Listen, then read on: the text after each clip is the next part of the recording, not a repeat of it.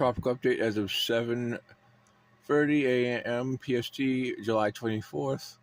And we got a disturbance in the Gulf of Mexico. It looks pretty good. I mean, I got convection, broad, low pressure.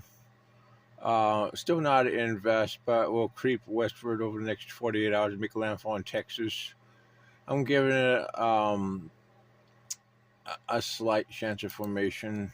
C says 10.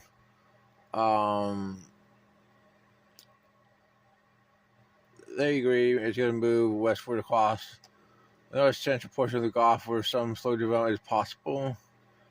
And it's likely to move inland. I say 10. I'm going to say 20.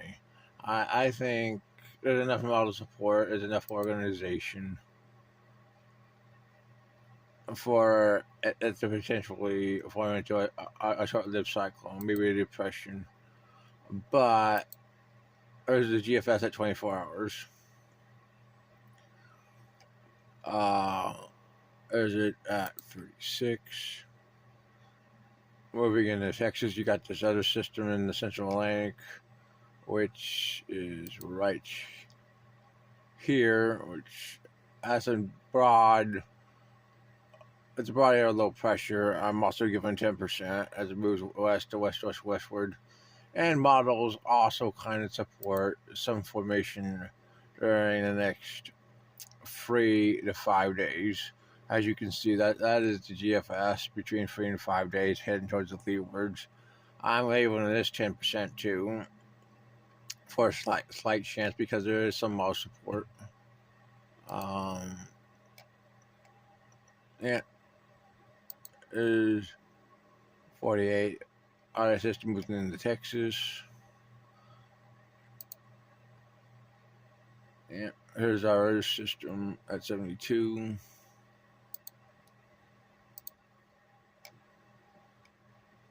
Yeah, pretty much dissipates at 78 on the CMC. Let's go to 1, 2. Yeah, not much.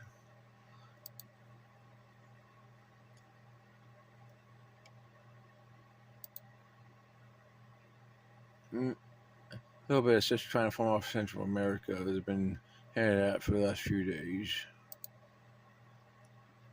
Definitely stronger at 144 off Central America, off Mexico, I mean. And not much in the link. Yeah. GFS actually moved that system south of Haiti by 144 hours. And finally, ECMWF. Yeah. Very much, not very much. Now we're going to go look at the Eastern Pacific, which has a 40% chance for formation for maybe even a Central Pacific system. South east of the Hawaiian Islands, some residual environment could happen, and we could have a depression form. It has a 40% during the next 7 days. Here it is on 96 hours on the GFS. Right about there. The CMC had an isobar. Eastern US as an isobar. That's a low pressure. 108 hours, 1,009 on the ECMWF. 120 hours, 1,010.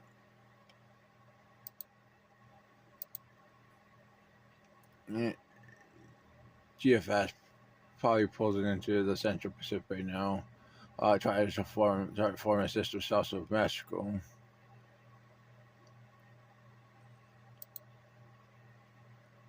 $1,009 for system off Mexico. I'm giving that a 10% too. I don't know why the NAC doesn't. It's definitely been hitting at the last few days of development. 168. CMC actually makes it a lot stronger and a lot more westward. I mean, a lot more eastward and northward. At 174. Yeah, That system definitely does at least 10, maybe 20 right off the bat. Let's go to 186 for GFS, 1,000 free. This thing definitely has more support than the Hawaiian system, let's be honest. And plus, hey, if it moves into the Central Pacific, hey, it's less likely to be upgraded anyway. I mean, that's just the way it is. That's reality. Um, but I mean, we'll see. Um, Now we're gonna look at a few systems in the West Pacific, which is active. Hers Kome, which is now a typhoon with 65 knot winds, as you can see. It's moving about ready to move into Luzon. Then it's gonna weaken as it heads northeastward. Maybe we can show you a satellite view of this.